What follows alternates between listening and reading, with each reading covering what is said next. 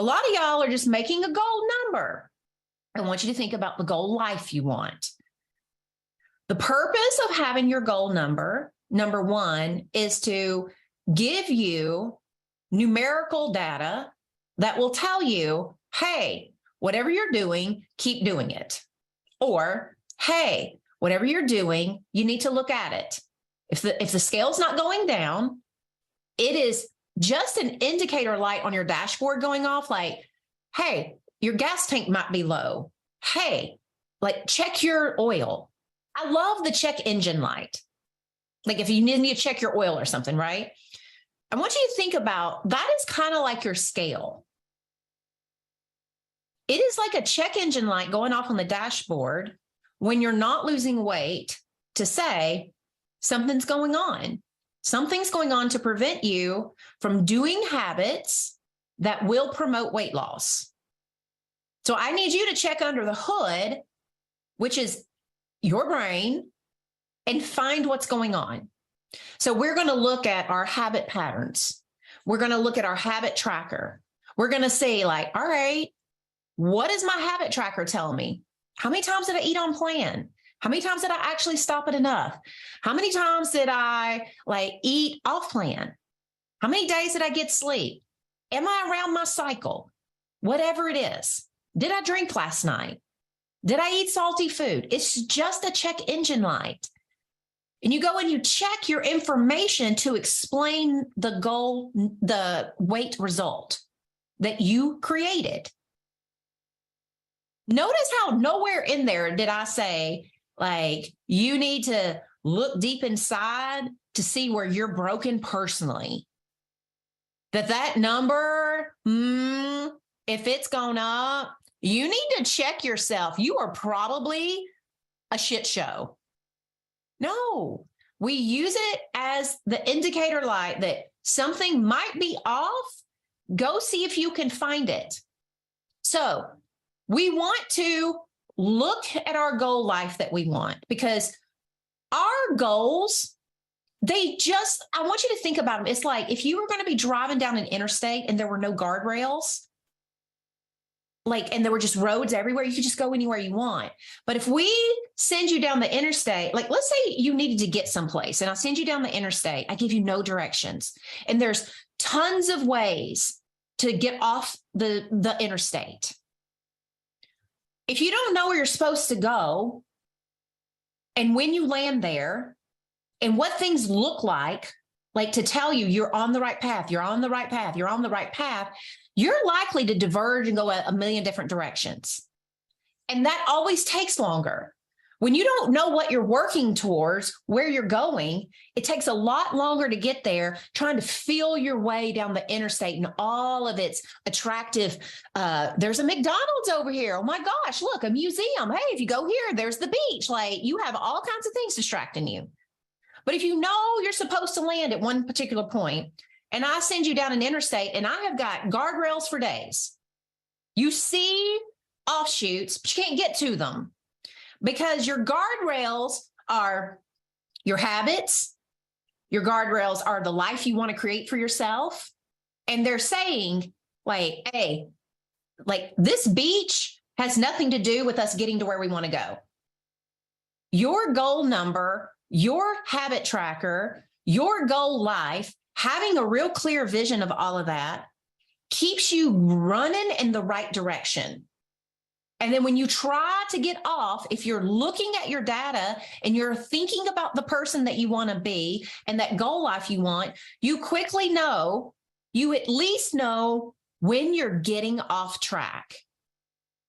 You may not choose to get back on, but it is better to know if you're off track than it is to not realize it. This happens a lot in diets. When y'all do think about a lot of your past diets that really didn't challenge you to figure out what your goal life was. It's we're just going to lose weight. We're going to focus on the almighty number. And I promise you, when you reach this number, you're going to be so proud. You're going to be so happy, all these things. But we don't really think about well, what kind of eater do I want to be? How comfortable, like, do I want to be the kind of person that eats on plan on vacation? Or is it okay for me to go on vacations and I just want to eat the way I want? I come back and I easily and seamlessly get back to life. How do I want my life to be at the end? Like, what do I want the relationship with food to be? What kinds of food I daydream that I will at the end still eat and be able to have. Traditional diets, what ends up happening is they don't ask you about your goal life. When you don't know who you want to be as an eater, like let's say that one of your goals is I would love to feel confident around any food. I just desperately do not want food to control me ever again. If you know that's you, then choosing a diet that is reliant on very limited foods is not going to get you to your goal life. It's going to get you to your goal weight. But then when you get there, you haven't built the skill of being comfortable around foods you love. You haven't built the skill of being able to have them with control. So this is why it's important to know the goal life. So what we're going to do next is you're going to think about, what is my goal life? I know my number. And when I get there, this is what I think I want for me. And just write a few things. So we're just going to figure out what's my goal life?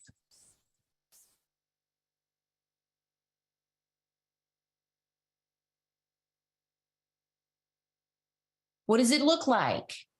Do you exercise or not? How do you eat? Do you envision yourself one day as being a healthy eater? That was really important for me. I will tell all of you, in the very beginning, I'd never been a healthy eater my entire life. We lived in drive-thrus. We lived in buffets. When we ate at home, it was literally pizza. I remember one time having a friend come over in high school, and she had a very typical family. She had a mom, a dad, a sister, she lived in the good part of town, all the things. And her mother made a June Cleaver breakfast every morning for her. She had never hung out. She'd literally never had a friend whose parents were divorced. You gotta remember how old I am. So I remember being in high school and in a group, and we had about 175 kids in our class. And we had a special group for all of us whose parents were divorced. And it was 20 of us. So my girlfriend comes over she's spending the weekend with me with some of my other friends. It's Saturday morning, first time we've all stayed at my house. And she's like, "Where's your mother?"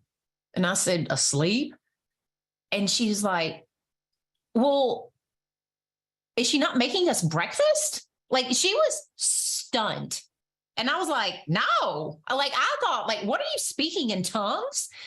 And she's like, "Well, how are we going to eat?" And I was like, "That's what leftover pizza's for." And I said, "Go help yourself. Why do you think she ordered 3 last night? So we'd have breakfast." She was shocked. So I'm telling you this story because when I first started losing weight, I would think about thin Corinne. I'm going to tell all of you, I really didn't think I'd get there. I didn't set a goal number. I did not have a Corinne like this. I was not this enlightened. I had to figure it all out over the years. But I remember sitting around daydreaming about what life would be like if I really lost my weight. And in my mind, I always pictured me eating healthy. I thought, it would just be so I had a thin friend who she would bring fruit for snacks at work. I was going to the convenience store to buy a fully loaded sugar latte and a Snicker bar every afternoon, sometimes fried chicken tenders, depending on what my mood was.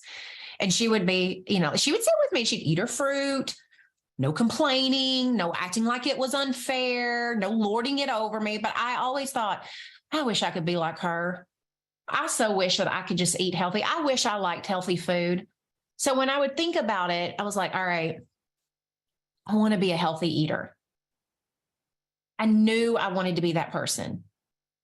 I knew I wanted to be somebody who could exercise. I'd watched my brother play sports all his life. And I always thought, that's not for me. I'm just the fat sister. Even as an adult, I was like, yeah, all my friends, they go do 5Ks and they go to the gym. Not me. That's just like, I'm the big girl. And so when I was daydreaming about who I wanted to be, I really started identifying, wow, like I want to be a different person. I have a goal life I actually want. I don't have a goal number.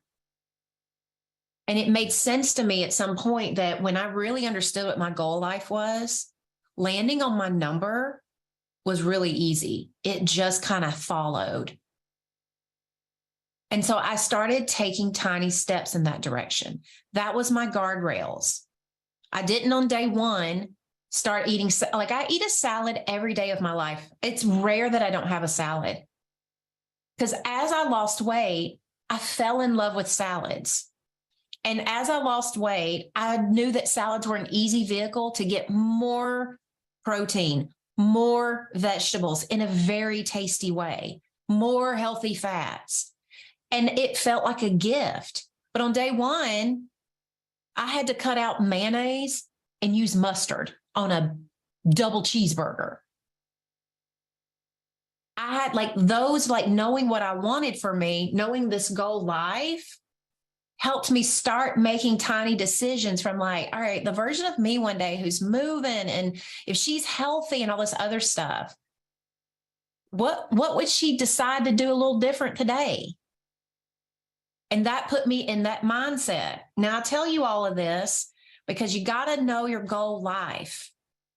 Otherwise, you might let old diet thinking, old diet like rules, outdated things you've done in the past, they're going to want to take over the show when you are doing your 24-hour plans. They are going to rear their head. The more you try to do doable hunger and 24-hour plans, the more they rear their head. Most of y'all want to put a stop when that happens. Like, well, let me quit doing my 24-hour plan. This obviously isn't working. Instead of, I need to uncover all those rules and compare it to my goal life. If it doesn't match with my goal life, it's not a rule anymore. It's something I don't want. It's not something I should do or have to do. It's very clear this isn't who I want to be. My brain just hasn't caught up to that yet.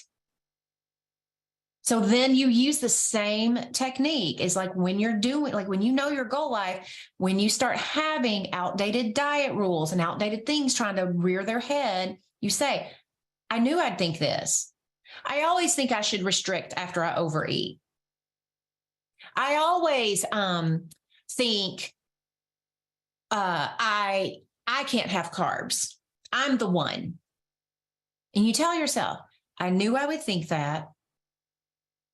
But that's not what we're doing here. And you dead stop it with that. You don't try to believe new things. You don't have to go and do a bunch of other shit. You just dead stop it with that.